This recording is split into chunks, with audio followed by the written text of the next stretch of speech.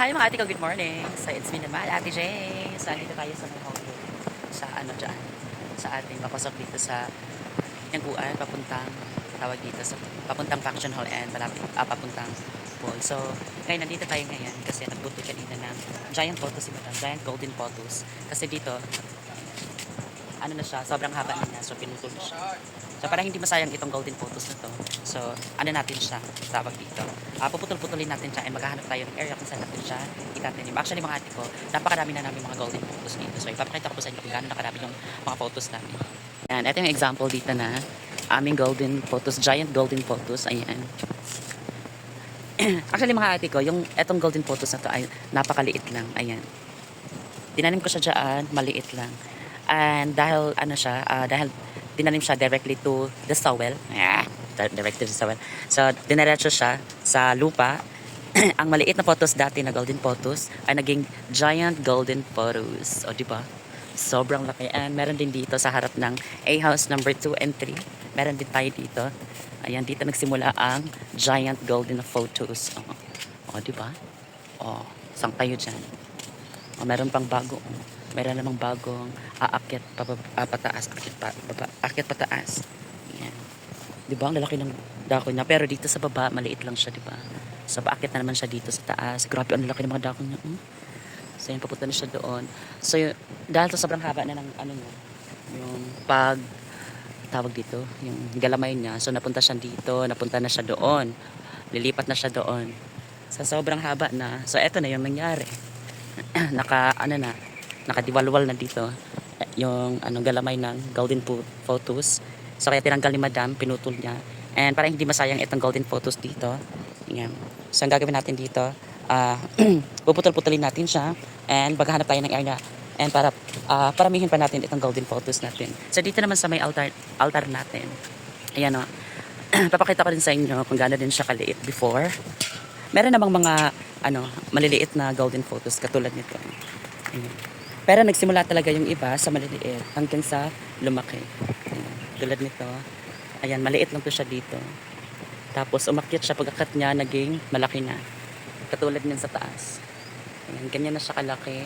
Dito sa baba, maliit lang talaga siya. Ay, sanga lang siya dito, na dumikit sa sa semento. Sanga lang siya, tapos doon sa taas ay, ayan, malalaki na yung dako niya.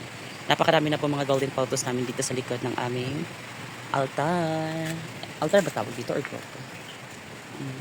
Napakalaki na talaga ng mga golden photos dito. Dito din, meron din tayo dito. Paki-comment ng mga ate ko and kuyas kung ano bang scientific name ng golden photos. Ayan. Diba? Ang ganda niyang tignan, no, pag malalaki yung mga dahon. Diyan. Sobrang laki ng mga dahon. And sana mas marami pang golden photos dito na tutubo. And dito naman sa ating mga payag-payag, sa ating mga cottages, meron din akong tinanim. Marami na akong tinanim na golden photos. Kaso nga lang, may mga may mga guest tayo na parang walang pakialam. Kahit nakita nilang may mga halaman pero tinatapakan pa rin, parang baliwala lang. So eto na lang siya ang natitirang photos na tinanim ko sa lahat ng mga cottages dito sa Hinaguan. So yun na lang po ang nagtira. So eto naman, para hindi masayang atin siya puputol-putulin and itatanim natin. Diba? Para hindi sayang, para mas dumami pa. And doon nga sa bakay, meron ding tinanim si Madam.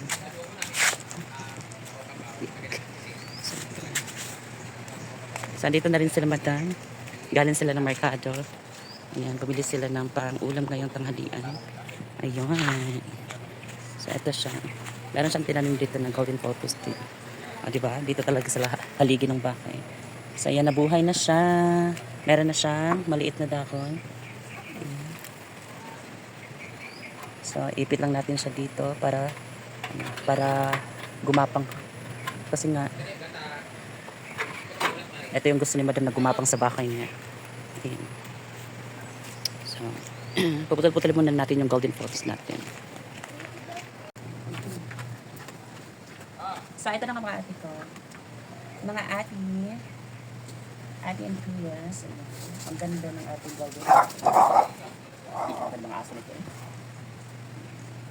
Gamit lang ako ng kutsilyo maliit kasi ko alam kung nasa na naman yung gunting namin pang ano, yung gunting namin para sa mga halaman. So, eto lang yung gagawin natin. Paputol-putulin lang natin siya. May part dito na ano, yung ganito kalaki na pwede na natin siyang i-direct sa lupa. And mga ilang araw, ilang mga days, tutubo din siya.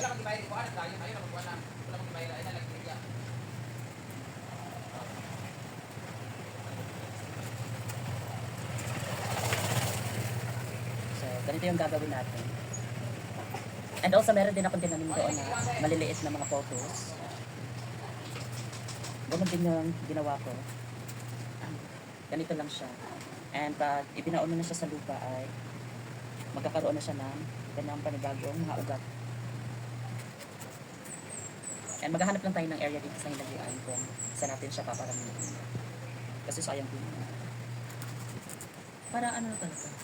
Para mas maging engkantadya na yung farm ni Madam.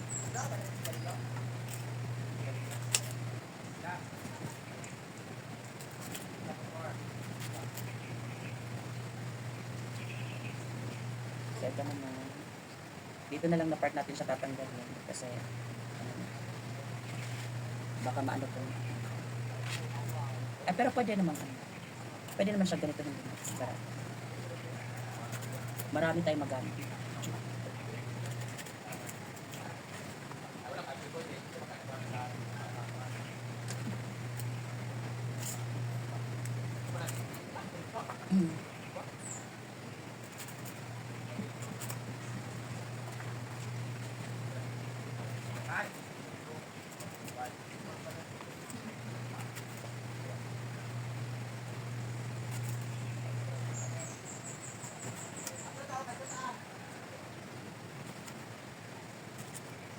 Ito na siya.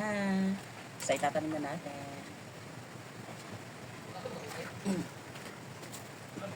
Inabisin na po ang may-ari ng farm. So ngayong araw na to ay namilingki kami at ang ulam namin ngayon ay sari-sari gula with hipon. Ito yung kasawag namin. Alam nyo guys, mas masarap yung hipon pag wala siyang, hindi siya pagsigan. Dito naman sila sa gilid kekelaw. Ito yung tinatawag sa amin na kabaw-kabaw. So bumili na ako ng ganito since mura lang naman siya. Ayan, sarapin natin. So, Marami ding binili si Madam na ay lalagyan natin. Ito naman yung kabaw-kabaw na isda. Anong tawag nito sa inyo guys? Ito tawag nito sa amin ay kabaw-kabaw. Sa ibang lugar naman ay gabon. Para siyang balat ng ahas. Ngayon ay adobo namin siya together. Meron din tayo dito. Pusit! Lato. Nakatry na ba kayo ng adobo isda na may pusit? Meron din bulingit na pusit. Yan.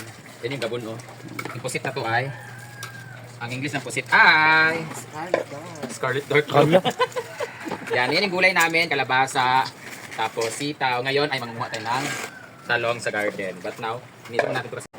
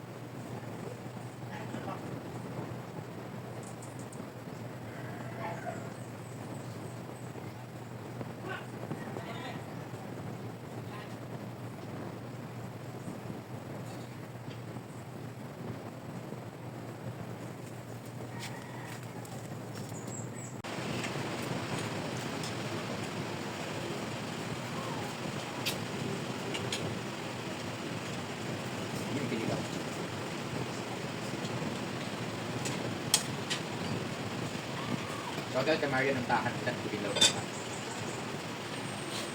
Nabi makapuntan palengke nito. Belmar, Diva, baka. Si Diva hindi pa pasulong. Tapa, ali tapa. Kapag naging sa iyo ng tao. Ito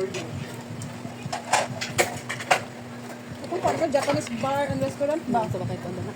Ano, siguro lang ramen dito. Sa masaw karo ubos. Ramen, ang ano, Takwan. sa Japanese. Charis. Argel August 6, happy birthday niyo. Kita na dire.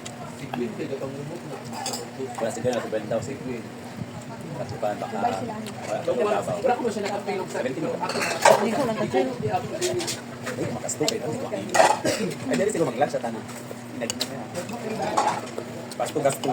Uy, Munihan lang din sa pa. Right, yung good life lang. Saan yung oras pa niya mag-rent, friend? di pa.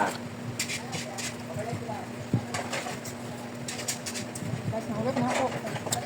Busog kayo po.